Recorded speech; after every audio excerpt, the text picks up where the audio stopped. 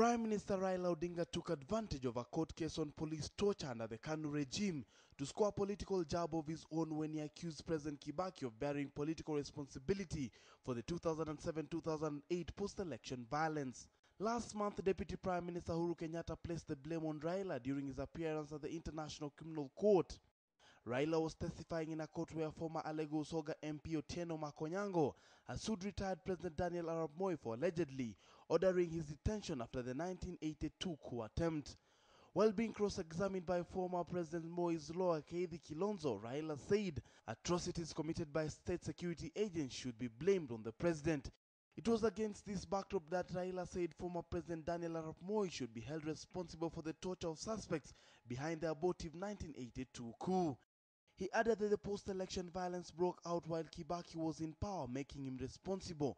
Raila defended ODM, saying that the party was not in power and the violence broke out after the disputed elections. President Kibaki, through a statement, has criticized Raila's remarks, dismissing them as divisionary.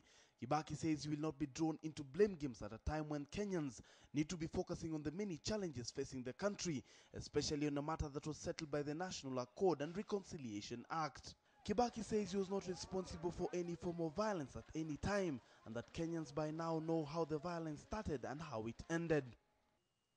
During the recent confirmation of charges hearing at the ICC, Deputy Prime Minister Uhuru Kenyatta said it was Raila who bore political responsibility for the post-election violence because he opted not to ask ODM supporters to stop attacking suspected PNU supporters. Mr. Kenyatta, your defense in his argument, his opening, mentioned that the consideration is Mr. Odinga was responsible for the crimes in the post-electoral violence.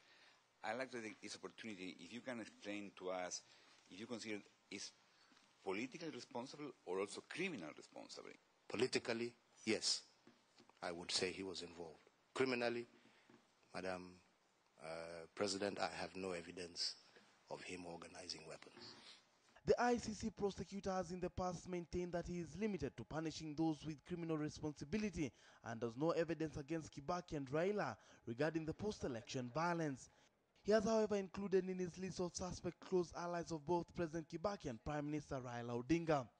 Shem Oluchiri, KTN Prime.